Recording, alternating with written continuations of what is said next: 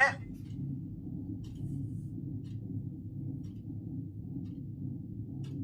Extinction का मतलब species का उस आइलैंड से खत्म हो जाना, बस और कुछ नहीं।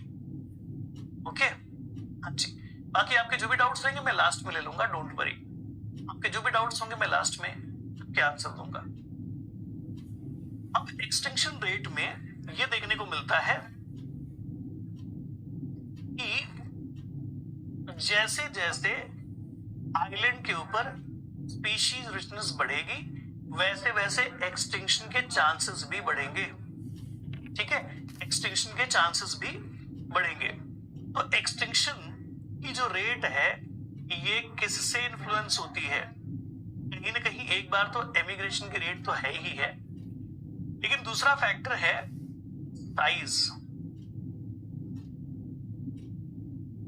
Size of island. अगर सोचिए कोई आइलैंड छोटी साइज का हो, कोई आइलैंड अगर छोटी साइज का हो, स्मॉल साइज का हो, तो यहां पर एक्सटिंक्शन रेट क्या देखने को मिलेगी और कैसे देखने को मिलेगी? अगर कोई आइलैंड बड़े साइज का हो तो क्या और कैसे देखने को मिलेगी? गेस करिए। If any island is a bigger size, ये है स्मॉल साइज का और ये है लार्ज साइज का। यहां पर एक्सटिंक्शन रेट विल इंक्रीज, बहुत तेजी से बढ़ जाएगा, फास्ट इंक्रीज होगा, बहुत जल्दी जल्दी बढ़ जाएगा एक्सटिंक्शन की रेट, है ना। बहुत कम समय में बहुत ज्यादा हो जाएगा। क्यों? क्योंकि छोटा है, जल्दी भर जाएगा, जल्दी भर जाएगा, लड़ाई झगड़े जल्दी शुरू हो जाएंगे, जल्दी शुरू हो जाएंगे तो जल्दी एक्सटिंक्शन की रेट अपने मैक्सिमम पर पहुंच जाएगी। जबकि अगर कोई आइलैंड लार्ज साइज का हो तो यहां पर स्लो रेट से इंक्रीज होगा क्या? एक्सटिंक्शन के चांसेस, एक्सटिंक्शन की संभावना। ठीक है, तो ध्यान रखेंगे अगर आइलैंड साइज क्या हुई स्मॉल तो बहुत जल्दी भर जाएगी, बहुत जल्दी भर जाएगी तो एक्सटिंक्शन के चांसेस बहुत जल्दी बढ़ जाएंगे, बहुत जल्दी ऊपर चले जाएंगे। अब इसको ग्राफ से कैसे समझाएं, ग्राफ की मदद से कैसे बताएं?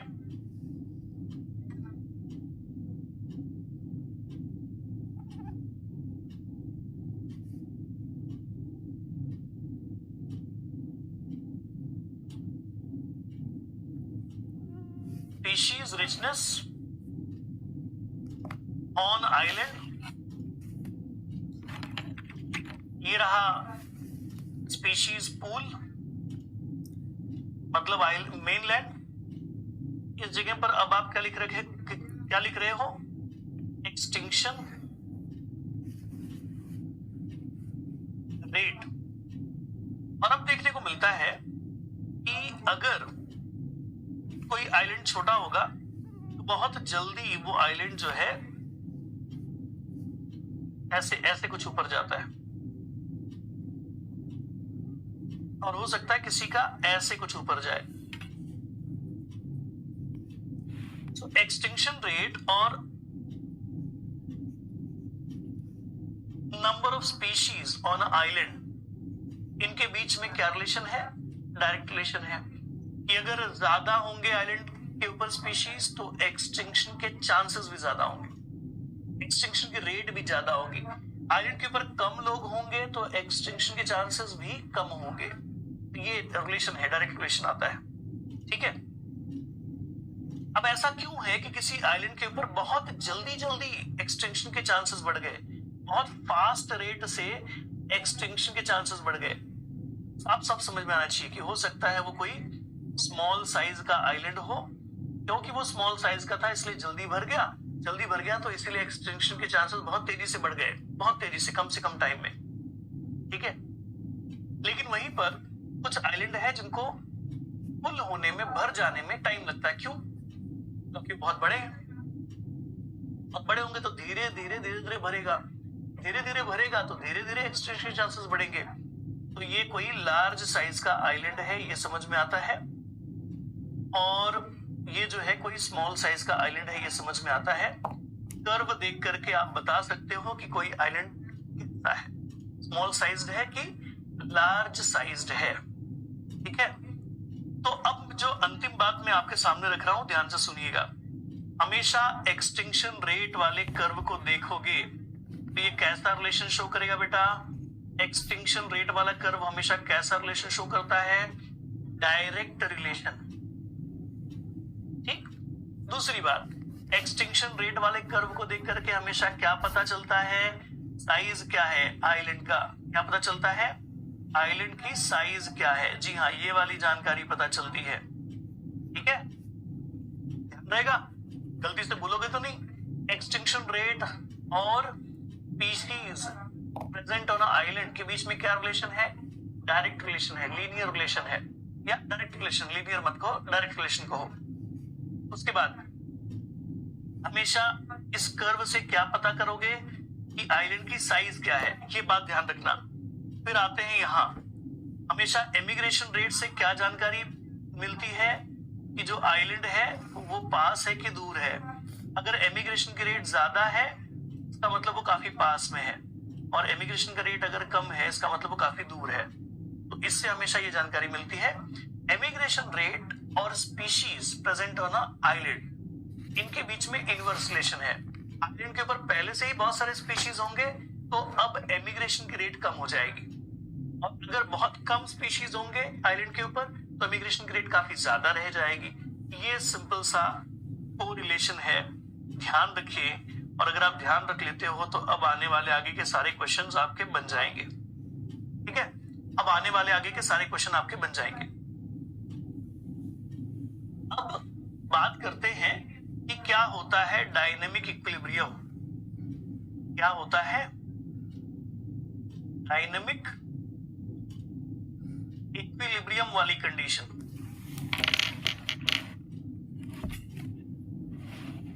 डायनेमिक इक्विलिब्रियम वाली कंडीशन से हमारा बड़ा सिंपल सा मतलब है कि आपको दे रखा है ऐसा कोई ग्राफ,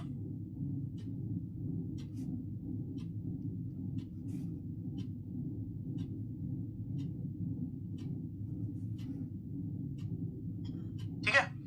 उसके बाद यहां पर क्या लिख रखा है? Species richness. इस जगह पर क्या लिख रखा है? स्पीशीज पूल, मतलब मेनलैंड। इस जगह पर दे रखा है एमिग्रेशन या फिर एक्सटिंक्शन रेट। तो एक ग्राफ आया ऐसा, एक ग्राफ ऐसा आया, तो बताओ बेटा ये जो ग्राफ है, ये जो ग्राफ है, ये ग्राफ, ये कर्व किसका है? ये कर्व किसका है? जल्दी बताओ। ये जो रेड वाला कर्व है वो किसका है? किसको रिप्रेजेंट कर रहा है? एक्सटिंक्शन रेट को या और किसी बात को? अब कैसे आंसर दोगे? मैंने चैट बंद कर रखा है, आंसर दो फिर। हाँ जी, जल्दी बताओ।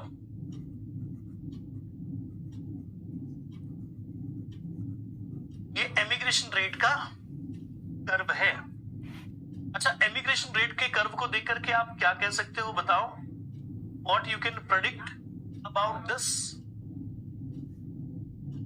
ग्राफ। इस ग्राफ को देख करके क्या प्रेडिक्ट कर सकते हो? क्या भविष्यवाणी कर सकते हो आइलैंड के बारे में? आइलैंड के बारे में क्या भविष्यवाणी कर सकते हो? जब आइलैंड पर स्पीशीज 0 थी तब एमिग्रेशन की रेट अपने मैक्सिमम पर थी, मैक्स के आसपास थी। इसका मतलब ये कोई ऐसा आइलैंड है जो मेनलैंड से काफी ज्यादा पास में है। शाबाश, मेनलैंड से काफी ज्यादा पास में। डिस्टेंस वाली बात आपने यहां पर पता लगा ली। अगली ग्राफ, अगली लाइन,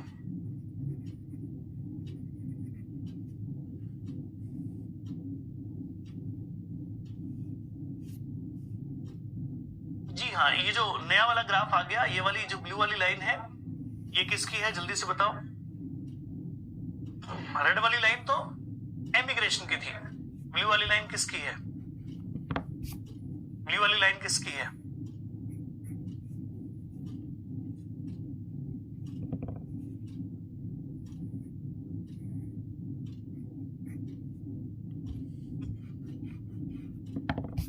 पढ़ाया है इसको? ओके, अगर पहले पढ़ाया है तो फिर तो ठीक है, अच्छी बात है।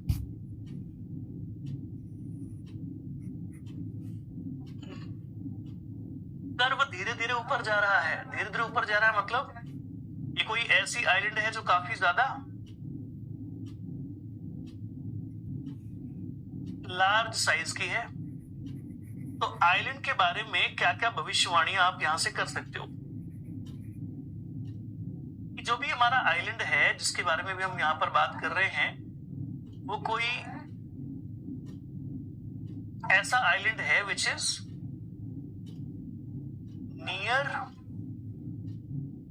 And large size island.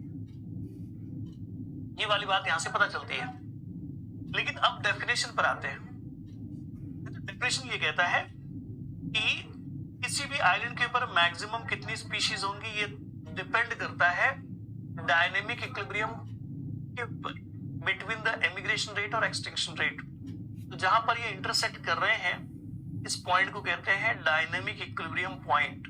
क्या कहते हैं इसको? Dynamic equilibrium point. ये जो डायनेमिक इक्विलिब्रियम पॉइंट है, ये वो पॉइंट है जहां पर एमिग्रेशन की rate is equal to extinction की रेट। इस पॉइंट पर आकर के तय होता है। तो इस पॉइंट से एक्स एक्सिस के ऊपर एक लाइन खींचो और जहां पर ये इंटरसेक्ट करे, ये है मैक्सिमम स्पीशीज रिचनेस जो कि उस आइलैंड पर पाई जा सकती है। ये है मैक्सिमम स्पीशीज रिचनेस जो इस आइलैंड के ऊपर पाई जा सकती है। ठीक है, अब मुझे एक छोटे से क्वेश्चन का जवाब दीजिए। क्या एक छोटे से आइलैंड के ऊपर जितनी सारी स्पीशीज मेनलैंड पर प्रेजेंट हैं, वो सारी की सारी आ सकती हैं? कभी ऐसा होगा? Species richness on island will be equal to the species present on a mainland. कभी ऐसा होगा?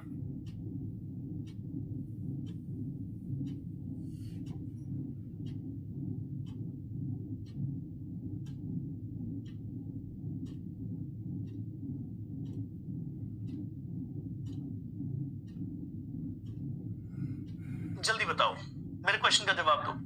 कभी भी मेनलैंड के ऊपर जितनी भी अलग अलग स्पीशीज हैं, वो सारी की सारी स्पीशीज किसी आइलैंड पर हो सकती हैं?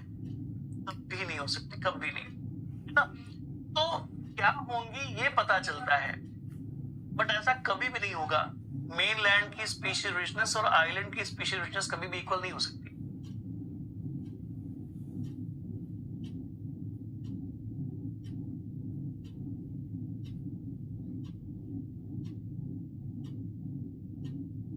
अगर एक छोटे से एरिया में आप मेनलैंड पर प्रेजेंट सारी स्पीशीज एडजस्ट ही नहीं कर पाओगे, पॉसिबल ही नहीं है, कभी नहीं है ना? ध्यान रखना, तो ये सब बातें आपको मालूम होनी चाहिए।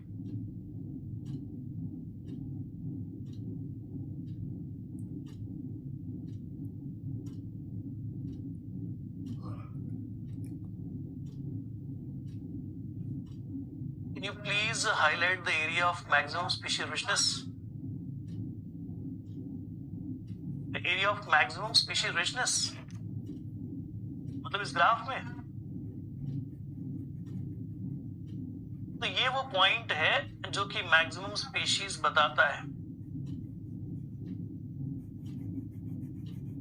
ये वो पॉइंट है जो मैक्सिमम स्पीशीज के बारे में कहता है, जो किसी आइलैंड के ऊपर पाई जा सकती है। बस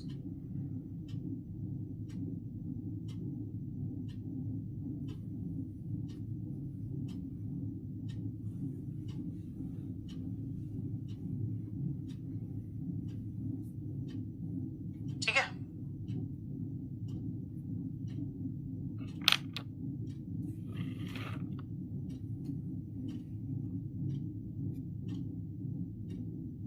डायनेमिक इक्विलिब्रियम पॉइंट एक्सप्लेन कर दीजिए। अच्छा भाई, ऐसा कोई पॉइंट, ऐसा कोई वक्त जब कोई रेट इक्वल रेट से हो रहा है, जैसे एमिग्रेशन की रेट इक्वल है, एक्सटिंक्शन की रेट इक्वल है, दोनों की रेट इक्वल है। जब अंदर आने की रेट और बाहर जाने की रेट इक्वल हो जाए, बर्थ की रेट डेथ की रेट इक्वल हो जाए, तो जब कोई दो फिनोमेनन इक्वल रेट से हो, जो एक दूसरे के इक्वल एंड अपोजिट हो, उसको इक्विलिब्रियम पॉइंट कहते हैं बेटा। डायनेमिक इसलिए कहते हैं क्योंकि लगातार वहां चेंजेस हो रहे हैं।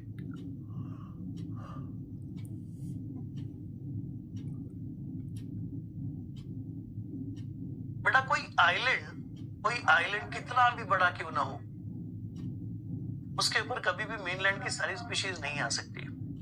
अगर आप किसी को आइलैंड कह रहे हो ना बेटा, आइलैंड बहुत बड़ा है, फिर वो आइलैंड है ही नहीं, तो उसको मेनलैंड कहना पड़ेगा। कॉन्सेप्ट विल चेंज देन, समझे? Islands are small land masses covered from the water from all the side. They are what? The islands. समझे?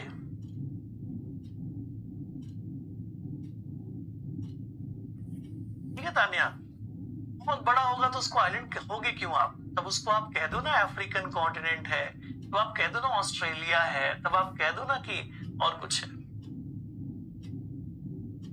चलो शाबाश, तो ये तो हो गया पूरा का पूरा कॉन्सेप्ट।